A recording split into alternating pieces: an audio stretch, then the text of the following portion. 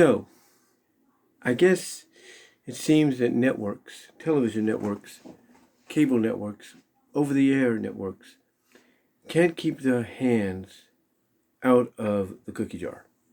They can't. A couple weeks ago, people were talking about the fact that when AEW debuted Satin Singh after Samoa Joe had won the Ring of Honor World Television Championship, that not only was it one of the worst debuts by far on AEW television of any talent, even to the point that, Tony Khan acknowledged that as well, and that his second appearance felt more like, how he should have debuted. But we also found out that the reason, excuse me, we also found out the reason he had debuted the way he did was because AEW, Tony Khan, were trying to make good with their new clientele in Discovery.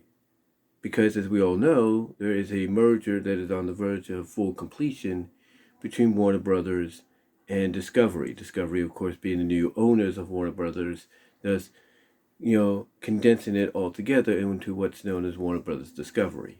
And there's a lot of things going on behind the scenes that are really shaking things up. And AEW is one of those things behind the scenes that's kind of feeling a bit of the shakeup. And Satin Singh's debut was a result, as I said, of AEW and Tony Khan trying to make good to the new bosses, because Eurosports India is a network in India owned by Discovery Media. So if you want to make good with your new bosses, you gotta primarily feature one of their top talents to come out of the country as much as you can, whether it's on their primary show Dynamite, your secondary show Rampage, or even maybe down the line some kind of future show where you focus on Ring of Honor by itself. We'll have to see. But a lot of people didn't like the idea of Satin Singh debuting, not because he's a bad athlete or anything, not because he's a Great Khali ripoff, believe it or not, but they didn't like the fact that his debut was a result of AEW kissing up to the new bosses. They didn't like that. And now they're even more concerned of what the future has in store for All Elite Wrestling now that Kathleen Finch is being put in charge of the two networks that it's aired on, that being TBS and TNT, along with 40 other networks, which include networks like CNN, Cartoon Network, Boomerang, you name it. But again, this is just a prime example of one of several that have kind of plagued AEW, with the network sticking their nose in where it doesn't belong.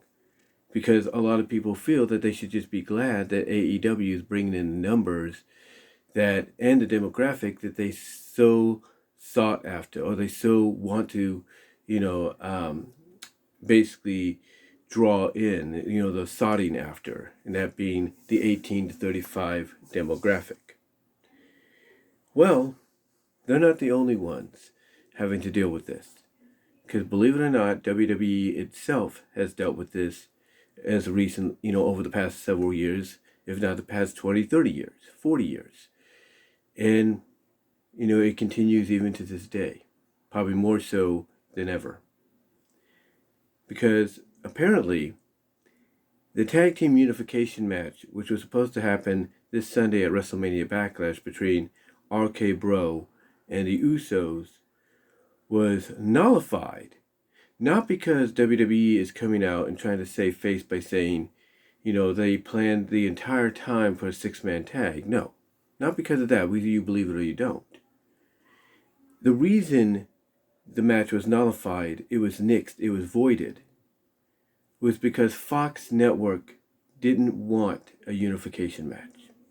They do not want unified tag team champions on their show, as that also would be showing up on the USA Network show of Raw. They don't want that. And why?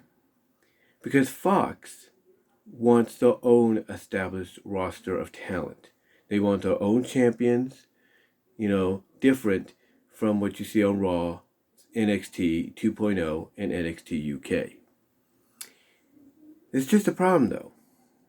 It's a problem. You see, Smackdown doesn't have the roster for that. Not in the sense that Fox wants it to be.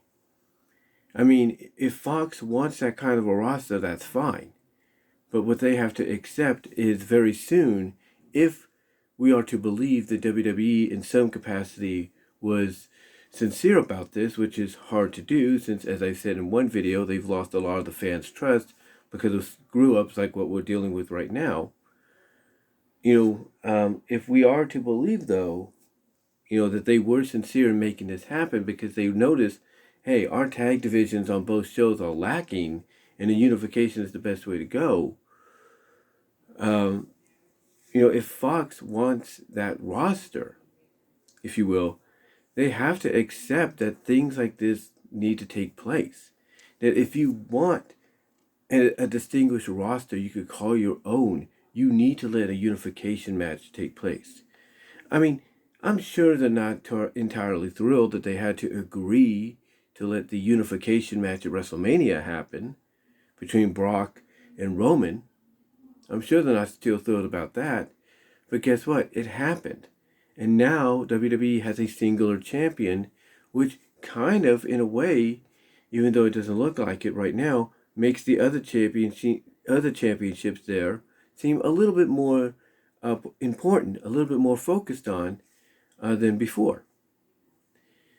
But again, this is just an example, like I said, of a network sticking their nose, and everybody else would agree with this, in the business of something that they don't need to stick their nose into. And WWE trying to save face by saying, oh, well, this was planned the entire time, the six-man tag, it's stupid. Some people will defend them and say, well, what else do you want them to do? Well, here's what fans would want WWE to do. They'd want WWE to grow a set. They want them to grow a set, stand up to Fox and say, look, we're doing this unification match whether you like it or not, because we don't have that many tag teams throughout all of WWE, or that many tag teams, period, on SmackDown to justify seeing, individual separate titles. We need to do this. That's what they want. They want WWE to stand up to Fox, to stand up to USA, and say, look, this is our show, independently not owned by you, but aired by you, so we should be the ones to have the final say, not you. That's what they want. But WWE is getting paid billions of dollars. And apparently, either it's Vince, Kevin Dunn, Bruce Pritchard, somebody is not thinking, look, we make more money than what they're giving us almost on a daily basis. Why should we care what Fox says? Here's why they should care what Fox says, apparently from their point of view.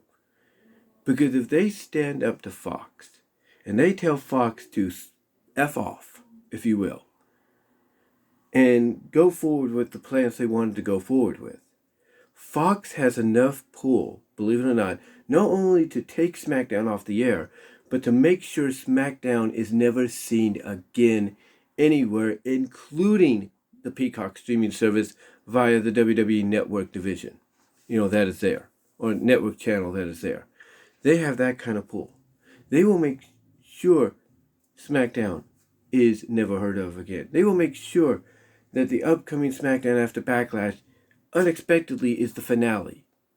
That's the kind of pull that in the eyes of those in WWE that know they should stand up to, the likes of Fox and USA and say, hey, look, you're airing our stuff, doesn't mean you tell us what to do. That is ultimately the kind of power they fear that they have. And look, I get the fact that, they fear the kind of consequences that could come their way. But what Fox has to understand, again, is what they're asking for is impossible.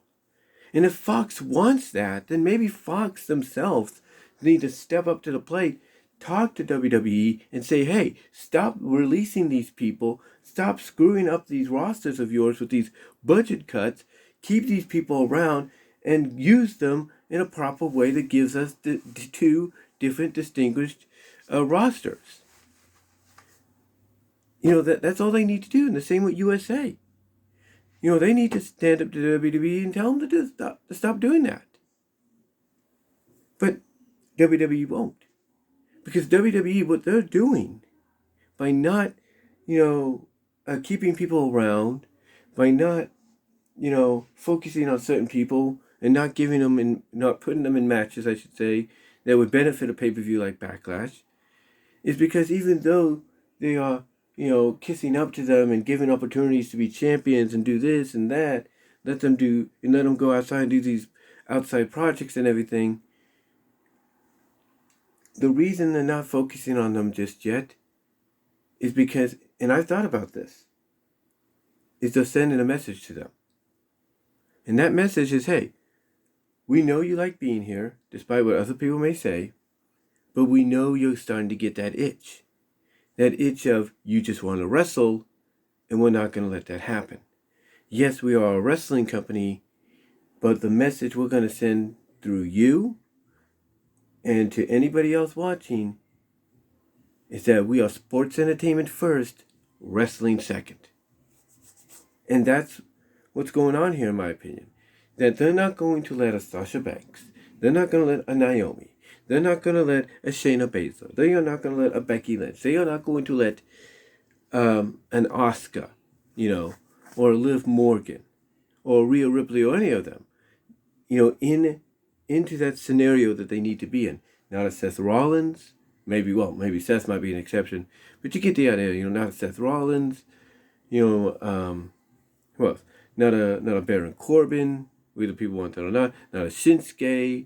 Not a Sami Zayn. Not a Kevin Owens.